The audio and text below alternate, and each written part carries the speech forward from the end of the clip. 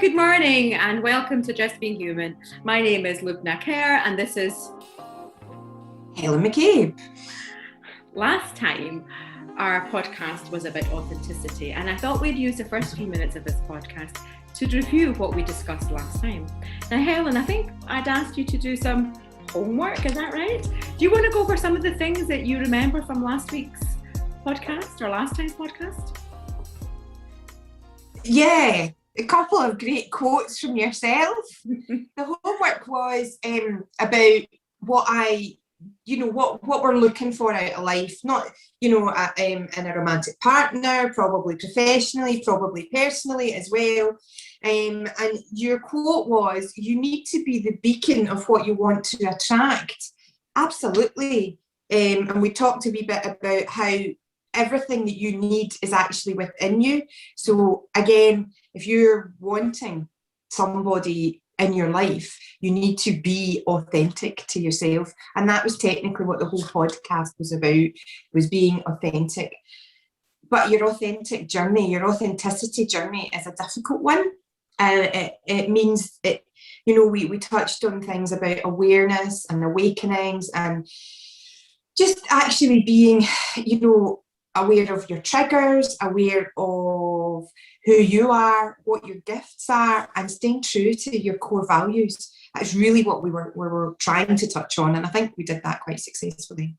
Yes, I agree with you. It's interesting, we got some feedback, and some of the comments were like thought-provoking, and I think that's really what we are trying to do, is to provoke people to think, to go into that place where they feel slightly uncomfortable, where they maybe want to hide, where they maybe want to distract themselves so they don't have to think about what is actually going on inside. So this time we thought I thought we'd talk about expectations. Yeah. So Helen, I was just going to say that looking inside is one of the hardest things you'll ever do. It takes courage, and it takes an acceptance of all of you, the good, the bad, the ugly, the beautiful, the shining light, the dampening dust. It takes, you can't just shine a light on one part just because that's the good bit. You have to actually dive deep, really deep inside yourself, and it's emotional and it's powerful and it's raw. So I don't judge anybody who finds that difficult. A difficult journey, a difficult path to take, and I wouldn't take it lightly, and it's not one that I have actually been able to do on my own. I have actually had to reach out, and I have had a need for support and direction and guidance. So I think the fact that people are saying it's thought-provoking, the discussion we had, is actually a really, really big compliment. I agree, it's a huge compliment actually. To look deep inside us is something that, as you say quite rightly, a lot of us struggle with, and because it's some things that we'll find that we don't want to find. It might be isolation, it might be loneliness, it might be unhappiness, it might be guilt, it might be fear, and it might be happiness as well. It might be all of them. Yeah, absolutely, totally. We're actually really good. We're actually really distracting ourselves. I missed that. We're really good at distracting ourselves. I need to speak louder. Can you not hear me? No, I need to turn the volume up. Darling, you can speak loud. We both can. Is that your hearing aids in properly now, Helen? Yeah, they're in. The squirrels are out. But my listening ears are on now. Yeah, sorry about that. Apologies. That's all right. What I was saying was that we're very good at distracting ourselves. And we do it with social media, we do it with, watching the television, watching Netflix, listening to radio, anything that actually stops us from thinking about what we really want. Or feeling. Those are all numbing agents as well, like food and alcohol added in there. They're all numbing agents. They are all distractions. They're all ways we switch off to what the internal world is actually telling us, because it is hard. It's very difficult to look at yourself, and it's very difficult to one of the things we talked about last week was, you know, I just touched on it at the end of the podcast, was being in a toxic relationship. You are one half of that toxicity. And the reason you're one half, and probably unknowingly so, is because your inner world is being triggered constantly. You're reactive constantly to somebody else. And that book that I was speaking about last week, Attached, I've gone from 15% finished to 55% finished. Yes, amazing. Someone's been doing. It really explains that when you're in a kind of, I've got an anxious attachment style, and I always go for the avoidant males in my life. What does that mean? Avoidance. Well, anxiety means that I always seek closeness. I always seek intimacy. I get over preoccupied about how that person thinks about me, how they feel about me, and I'm very hyper vigilant of behaviours that mean that they're withdrawing. And as soon as those behaviours kick in, I get triggered, I get overreactive, and I start hanging on like a screaming banshee, basically. And anybody avoidant is, they're wanting their independence, they're wanting their distance, they are looking for the one, they've got a list of attributes that you had initially, but then they start, no, you put weight on, no, you get your hair cut, no, you fart in bed, I don't know, stuff like that. You know, they start picking holes in what they found attractive about you in the first place, and they grow that distance. But as soon as that's as soon as they start to feel that they've got a connection, so they break the connection. So anybody who breaks the connection and keeps it causes drama. So in my internal world, that disconnection, that drama, that's love to me. Who knew? Mind blowing, absolutely mind blowing. So I'm in love with drama, not people. That's ridiculous. I'm in love with Bridgerton.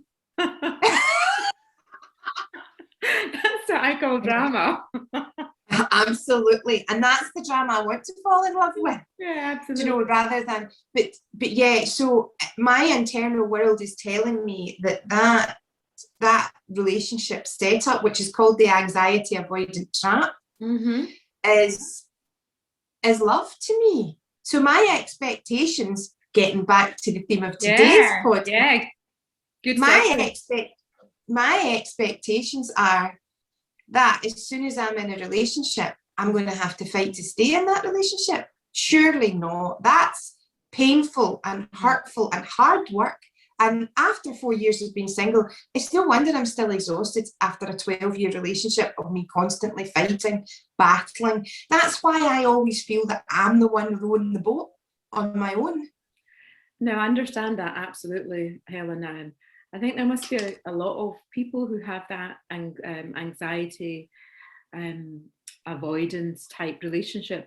And I think it is based around what are our expectations of a relationship.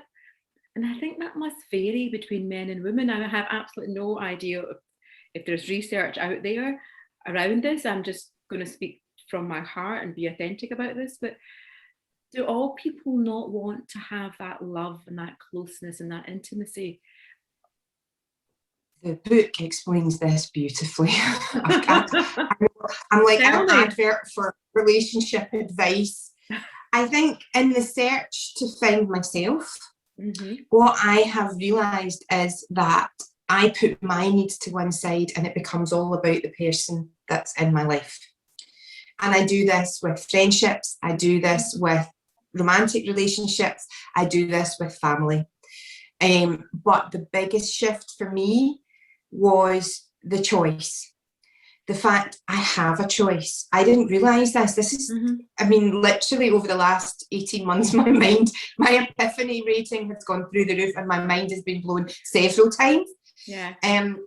Basically, in putting myself front and centre of my life and valuing myself, my time, my heart, my emotions, what makes me me, and seeing my worth, knowing what I bring to the table, if you like, has shifted what I want in my life quite dramatically.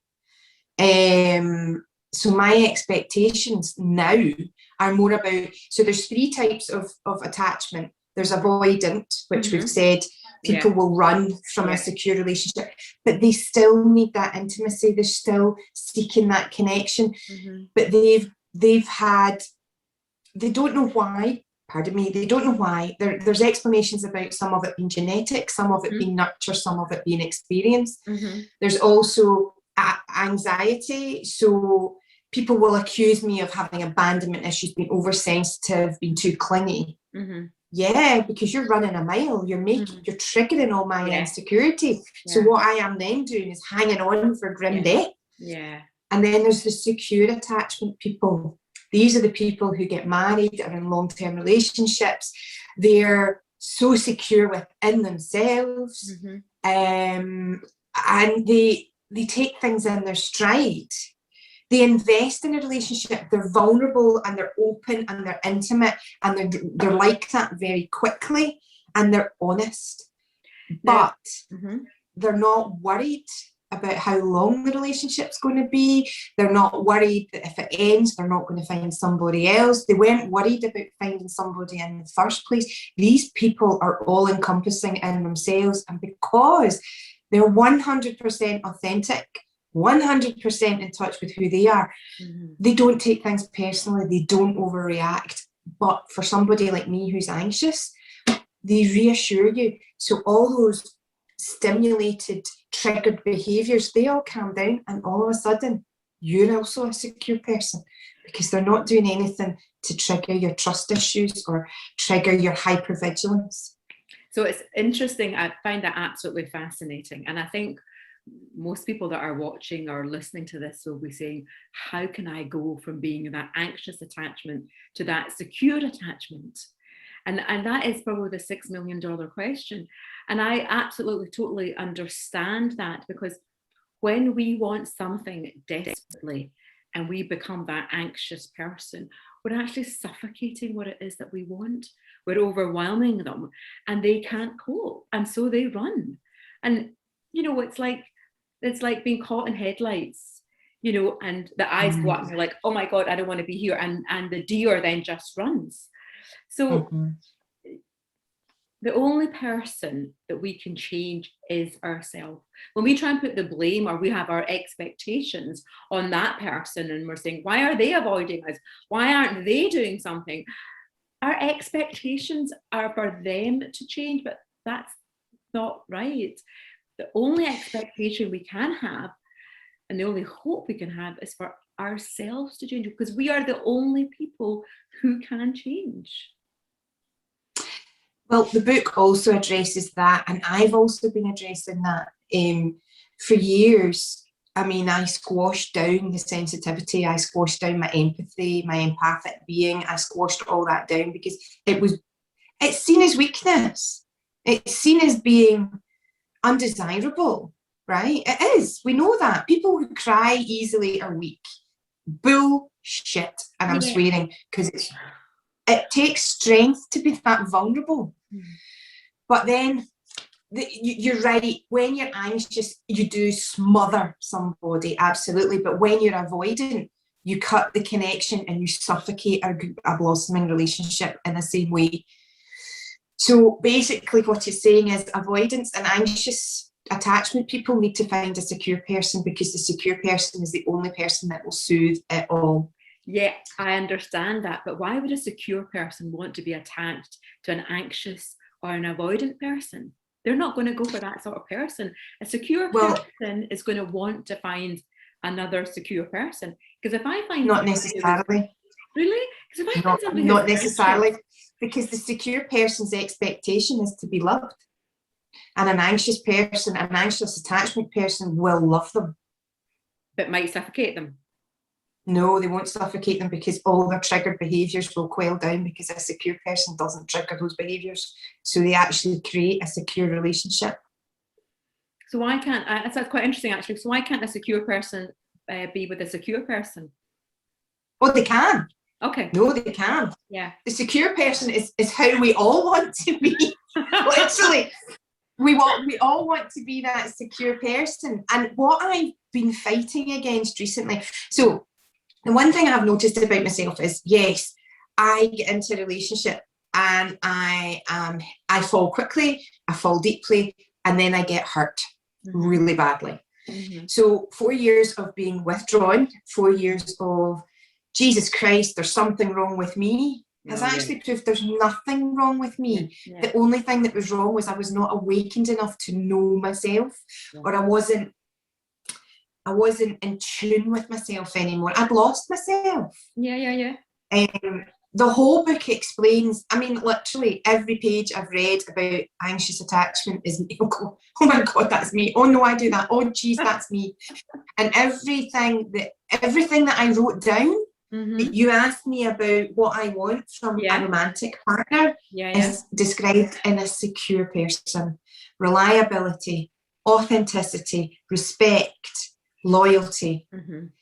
The expectation of a secure person, and we're talking about expectations. Now, expectations, in my view, have always been a bad thing. Expectations are a set up for failure, right?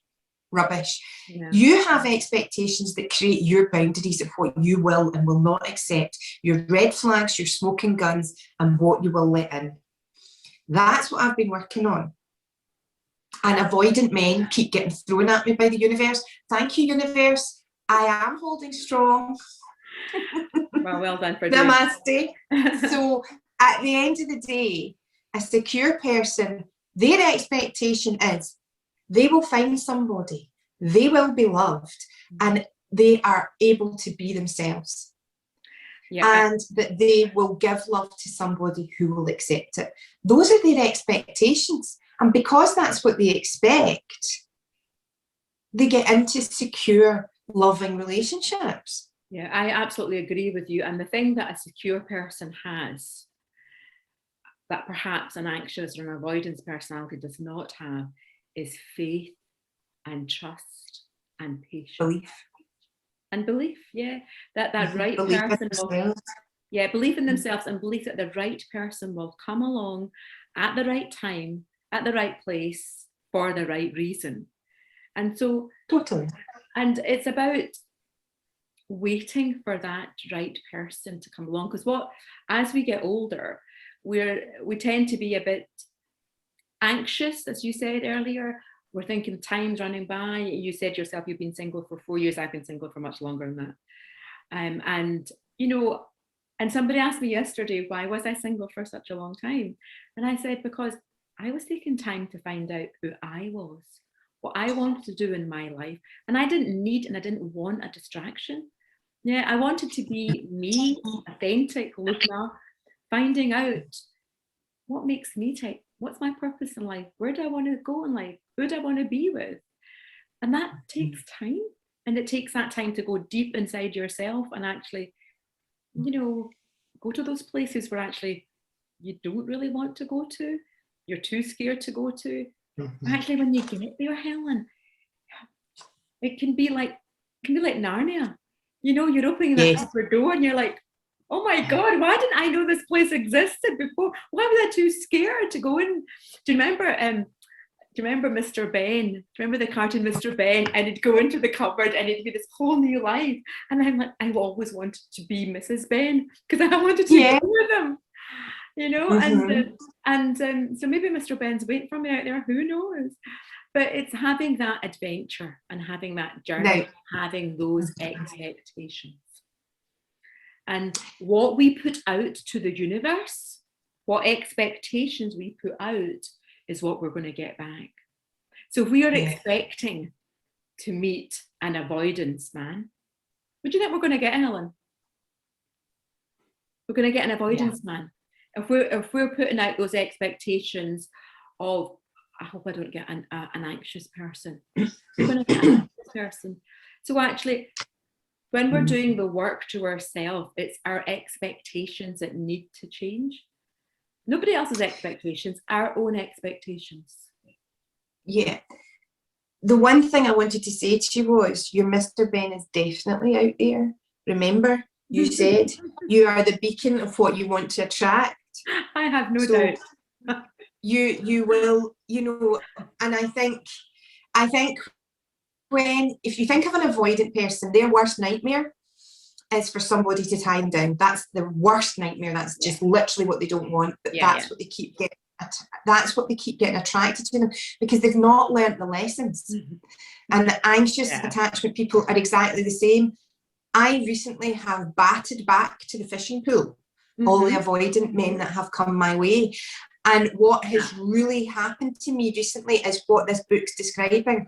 My avoidant radar is on high alert. As soon as they even start to talk in a way that is not conducive or is not aligned with who I am, they're gone. And it's not, that's what secure people do. Secure people date. And this was the other thing the book said is, stop stopping yourself dating, get out there. You will only find what you need in your life by dating. And I was like that, I don't really know if I can. Right? Of course I can. I get on with lots of people. The thing is, you can't separate the wheat from the chaff if you've not sieving through the dating pool. You'll never find what you want sitting in your high castle. So what you're meaning, Helen, is you have to meet a shed load of frogs until you meet your prince.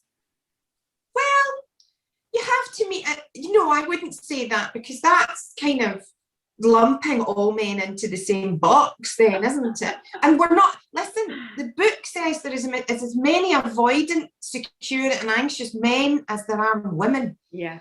Do you know, and the reason that avoidant men are in abundance is because they don't stay in relationships very long. So they're always coming back through the dating pool. That made complete sense to me. So there seems to be an abundance of male and female who are avoidant, right? And they keep coming into my inbox because obviously I've got that energy that says, try me on for size. But again, if you think about it, the one thing that a secure person has is a deep-seated respect for themselves and for other people. And that's not to say avoidant people are bad people or disrespectful people or anxious people are disrespectful either. It's just they have that expectation that they will give and receive love, they will give and receive respect, and they will give and receive open and honest communication.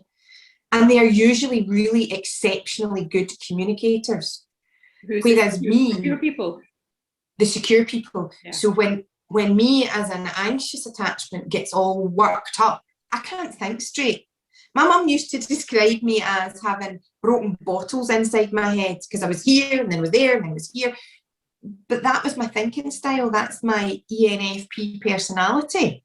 Whereas when I get anxious, it's like a red mist, a fog comes down, and I can't understand why I'm anxious. I can't articulate it. So a secure person will see that drama, that the conflict going on inside me, and it's like that's the fire starting, and they're like a hose of water. Right, tell me what's going on. What have I done? What, don't you worry about that. It's fine. And I'm sitting there going, that's my dad. Oh, that's what my dad does. Yeah. Now, my dad's also slightly avoidant, but that's what my dad does. He is that man. If you go to him all kind of, he's very logical, and you're just like, I don't want logic. I want you to buy up my drama. But is that not just a man thing as well? With when you go to a man with a problem, they want to solve it. I think that's one of the issues that I've had in the past, is that you don't necessarily want to have a solution to your problem. You just want someone to listen to it. Because you know what they say, a problem shared is a problem half. So once you voice that problem, I mean, many a time I've actually, when you internalize what you're worried about, and it goes over in your head and over in your head, and you build it up and you build up, and then you share it with a friend or a lover, or whoever. And then actually when you hear it, you're thinking, what was I worried about that for? That just sounds so silly, But actually, I'd love to say I can't relate. Some men, I shouldn't say all men, some men actually, they just want to be fixers. They just want to fix your problems. And we don't always want to be fixed. We just want to be listened to.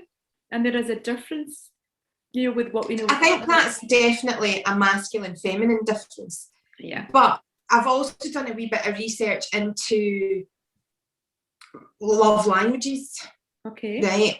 And I've also done a wee bit of research into communication. Mm-hmm. And men show affection, show care in very different way, obviously. Well, the men we've had have shown care in some really strange ways. But, you know, one of the ways that they show care is to help you solve a problem. Yeah. But I think when we become clearer about who we are, clearer about why we're communicating something, you maybe start with, I just need you to listen just now. Yeah. I don't need you to solve this. Yeah. And when you open a conversation like that, you've already set the expectation of the outcome. You just want to be listened to. And I think for myself, those are the parameters I didn't set. Those boundaries were not in place. I was all about the other person. And then the interesting thing was something broke in me, and it is around Mother's Day, believe it or not. Happy Mother's Day, because this has been recorded on Mother's Day. Happy Mother's Day, Lubna. I hope your 3 children sent you some flowers. Breakfast made, so I can't complain. Oh, fabulous. I'm going to give you another heart for that. That's amazing. But I'd also like to say Happy Mother's Day to those who, like ourselves, don't have our mothers with us any longer. And that broke my relationship, my grief. I think looking back now, just with everything I know about myself, that's what broke my relationship, because it wasn't perfect. In fact, there was quite a lot of trauma. If you ask a lot of my friends, they'll tell you, oh my God, Helen was always in the drama. There was always drama. I thought it was my fault. It was partly. I was one half of a relationship. It turned toxic because I needed support, and I was with an avoidant who ran a mile, who self-soothed in lots of very unproductive ways. And I can see now that when I was incapable of being me anymore, it broke everything. There was when I stopped being able to be who I was in the relationship, pulling, because I had no pull left. There was just, I was grieving, I was upset. But the drama of him running and me trying to hang on to his coattails to stop him running, that overtook my grief. And that's really partly what my last 4 years has been about as well. Reconnecting with me, grieving over my mum, grieving over the loss of my relationship, but also a very big journey of self-discovery that I wasn't wrong. He wasn't wrong. We just couldn't read each other anymore. We'd lost the connection. There's something I wanted to pick up on there actually, Helen, when you said it earlier on as well about toxic relationship. Now, toxicity in our body can take many different shapes. There can be toxicity of the mind, but actually physically we can have toxicity in our cells as well. And quite recently I've actually been having baths in Epsom salts. The Epsom salt is magnesium salt, and that actually draws out the physical dirt that's in your body. I've been doing a lot of walking over this past year, and when you're outside walking, despite that I live in a nice village in the country, your skin is still absorbing a lot of the soot and the environmental chemicals that are out there. So actually, the free radicals, isn't it? It's your free radicals out there. Absolutely. So they're in our skin and they're in our organs, and actually physically getting them out. So anybody who wants to detoxify themselves physically, Epsom salt baths, and do you know what it does? It's absolutely fantastic for your blood pressure. Now, whilst I'm in the bath, what I also visualize is actually emptying the toxicity out of my brain and my heart and my organs and my soul. Because when we are exposed to toxic people, we cannot, because we are empaths, we cannot help but absorb their toxicity. And we need to get rid of that physically and emotionally. And so visualization is actually a fantastic way of actually just sitting there and seeing the toxicity flow out of your body, just literally just flowing out of your body. So you are left with this pure and clean soul, almost like a baby soul. And the more we do it, the cleaner we're going to become. And then the cleaner we become, the more likely we're then to interact with another clean person, somebody who doesn't have the toxicity. Because I think that when we are anxious or avoidant personalities, we do have toxicity within us, and we need to get rid of that, and then we're attracting the same type of people. But I imagine a secure person will actually be a clean soul, and then they're going to attract another clean soul. When I was younger, I used to think that opposites attract, and I think once they do, I think that the oppositeness of them actually wears off, and actually I think it's like attracts like. So two secure people are more likely to attract each other. Two anxious people or anxious avoidance people are likely to attract each other. So we have a choice. What sort of personality do we want to be? I think the one thing that it did say is avoidant people tend not to be together for too long because they don't have the glue, that they don't have the stuff that makes a good relationship. Yeah, absolutely.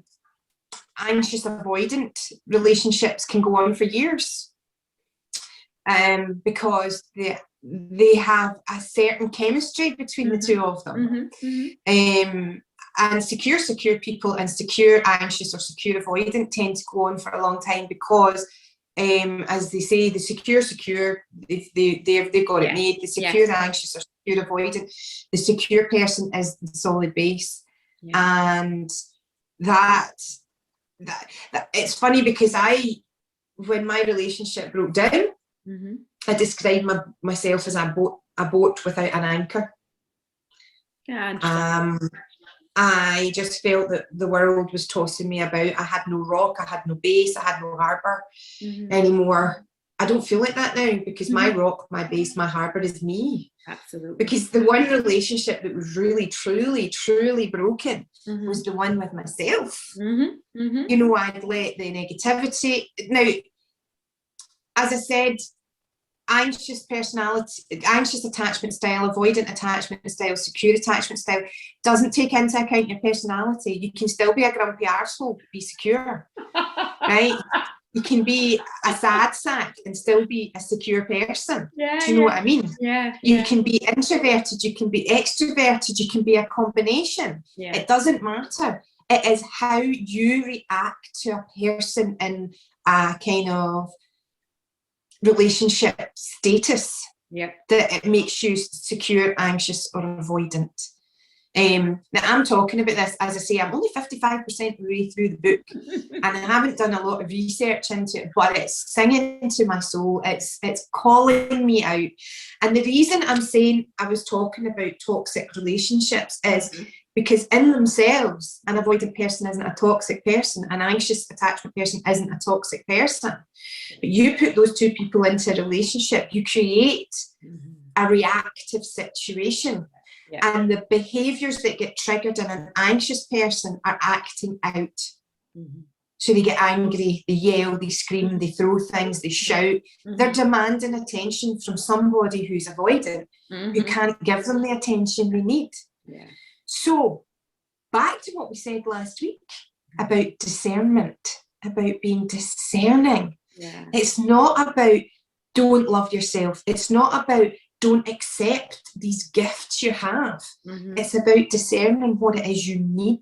And if somebody approaches you and they have a handful of good stuff that you do need, but they've got some red flags and smoking guns that you think, I can't live with this person. I couldn't see myself with a future with this person. Walk away. Don't waste your time. Don't waste their time, because that's when the toxicity starts. And I think once you've been through that experience, you learn from it, because the only way that we can grow and change as people is to learn from our experiences. And and it didn't last long, and I've survived it, and actually I'm much better for it because I'm moving to that place of being secure and having belief and having faith and having trust in myself and having patience. And I would always say, oh, I'm so impatient, but actually, do you know what? I'm not. I'm like, yeah, the right guy's going to come along at the right time, the right reason, the right place. It's funny because I don't know if we said this on or off air. I think this, I'm not going to say, right? When you're anxious attachment, you can look desperate. Yeah. Yeah, absolutely. And that's always been my overarching fear. Am I coming across desperate? I need to change myself. I mean, there's a whole load of dating books out there that basically say you need to play games, you need to not contact a man over the weekend, you don't accept last minute dates, la la la la la la la la la la la la la, and on and on and on and on and on. And do you know what I found? None of them sit with my authentic self. That's not me being authentic. That's me being an actress. That's me being somebody else. Yeah. And I don't want to have to hide my special gifts, hide my vulnerability, and hide who I am from a prospective romantic partner, because that is tantamount to omission and lying. And what kind of foundation will that actually give any relationship? So my expectations, just as you're saying, Lubna, have changed. My expectations are I will be cherished for who I am. I will be accepted for who I am. Yeah. I will be nurtured for who I am. And the person in return can expect I will cherish who they are. I will cherish their attributes, and I will love them and accept them for who they are. That's lovely. That's beautiful, Helen. But that's what you said. You need to be the beacon of what you want to attract. And you can't put out, they haven't talked about an anxious attachment. God only knows what that would look like. Oh my God. Talking about diving into a deep pool. Anyway, I don't know. They haven't talked about that. They've talked about anxious avoidant, and anxious secure and avoidant secure, but they've not talked very much about anxious.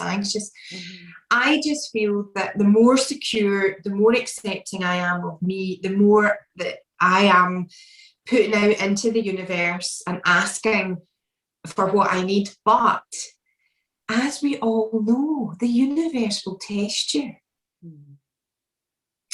And I think when you get cases like you just described, when that man was really hard at trying to win you over and then running away when he thought he had you, those are tests to make sure your boundaries, your smoking guns and your red flags and your hard nose are solid, and that you're finally looking after who you are.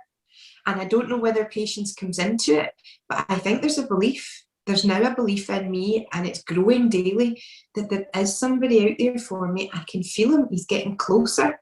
And it is a him, because to be honest, I'm a heterosexual female, right? If you're gay, LGBTQ plus, whatever, it's whatever you want to attract to yourself. Yeah. If that's polyamory, non-monogamy, all of that, that's up to you. There's no judgment, and I won't judge anybody on what they want. But all I can do is judge what I want. And for myself, it's a monogamous relationship with a masculine person. And he needs to be secure. And that's what I'm looking for now. And to be honest, subconsciously, I'd already started to look for that before I started reading Attached. All Attached has done is absolutely solidify my expectations, my needs, my wants, and my attachment style, and what triggers me. And that level of knowledge and understanding will surely help me in my quest to find a relationship. Because being an anxious attachment style, and I'm going to say this, and it's very vulnerable for me to say this, I need somebody in my life. I've known that all along about me. I am not a lone wolf. I need somebody. Now, it's really interesting you should say that, because I've known women over the years, and they just go from one relationship to another, and they just can't be without a man.